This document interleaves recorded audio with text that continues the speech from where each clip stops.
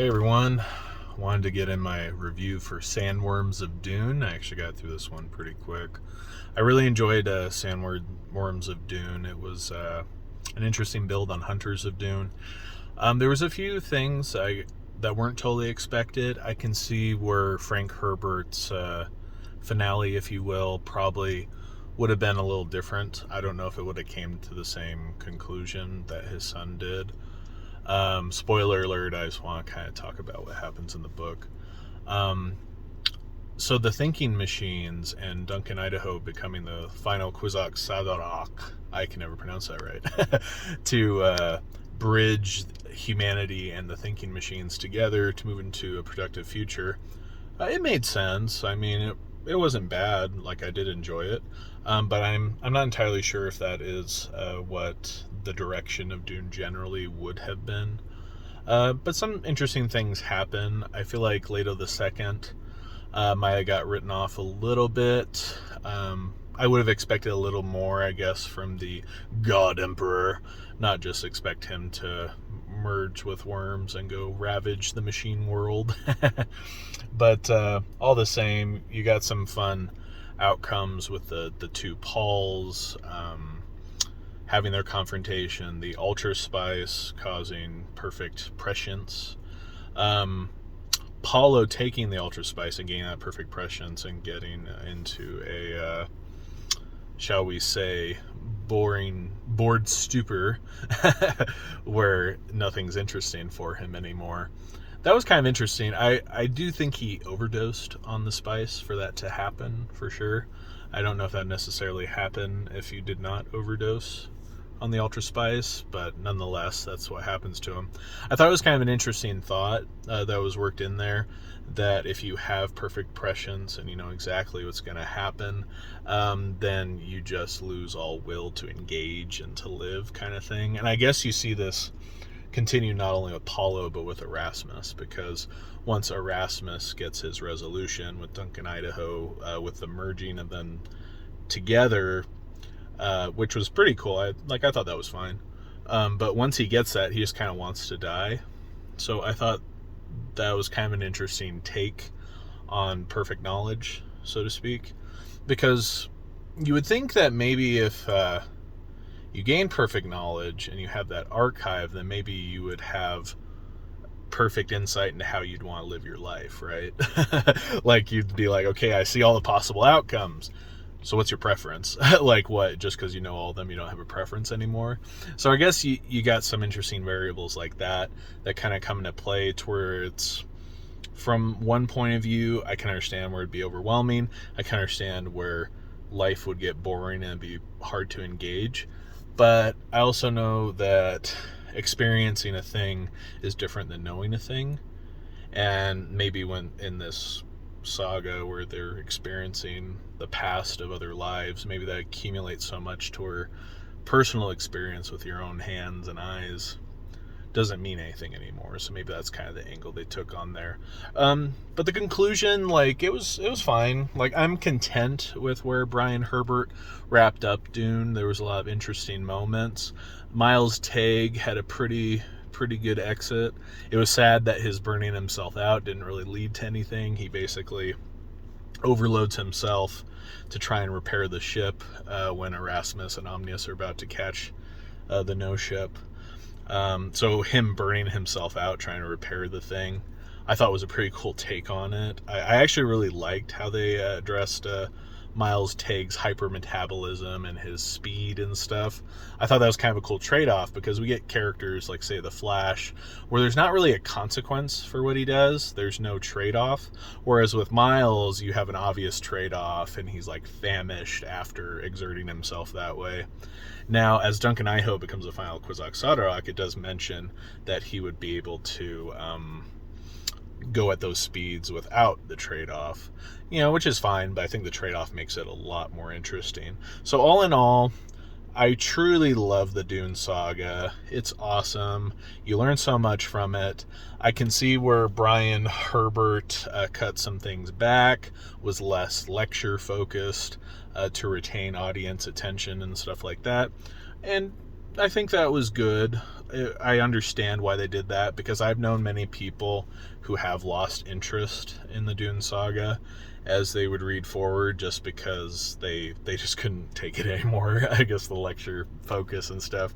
For me, like, I thought it was fine. Like, I was happy to keep it going and to keep picking at the mind of Frank Herbert. Like, I didn't mind doing that. I didn't mind spending the time. But I could see where that's not for everyone. Not everyone has that kind of motivation. So I understand where Brian Herbert trimmed the hedges a bit, so to speak, to kind of sell more books and get more people involved, to where I can respect that. But I will say that the Frank Herbert original 6 saga definitely has a special place in my heart, apart from the conclusion that his son came up with. Nonetheless, I am still happy that Brian Herbert came up with one, because I think that he definitely loves the work of his father, and I do think that he based it on some notes that his father had. Do I think he ended in the same way his father would have? No, I don't think he did. I think he put his own take on it, and we'll just never know what Frank Herbert had in mind. So that's kind of lost to the history, but we do at least get something. And I'm grateful for that, because I'm not one of those Puritans where it's like, don't you dare touch it, we'll just never know. No, this was his son. He loved his father, he loved his work, and he found a way to make himself a part of it, and I have no qualms with that. So good on you, Brian Herbert, and your boy Anderson, because it was a good ride. I was happy to spend the time. And once it was finished, it was like, it's finished. So now I've read the original 6-book saga of Frank Herbert with the 2 concluding volumes of Hunters of Dune and Sandworms.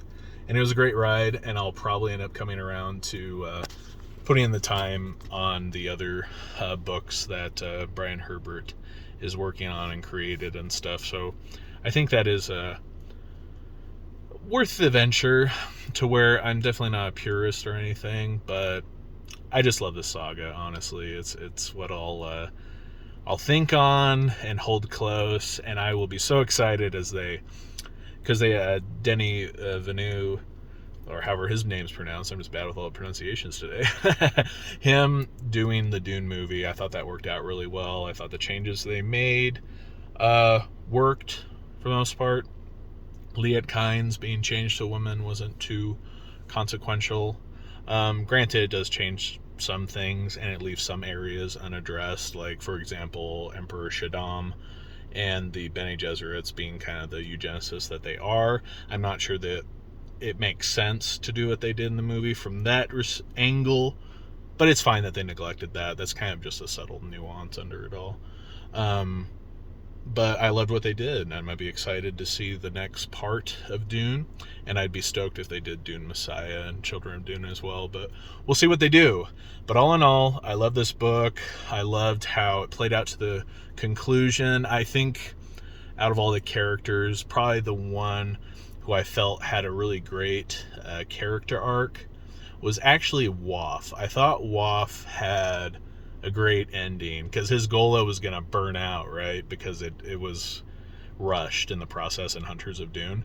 And so for him to make the worms to go on the Sea World, which was interesting, the Ultra Spice, and then to go on to Arrakis and try to revive it with his worms, it failed miserably. The worms die.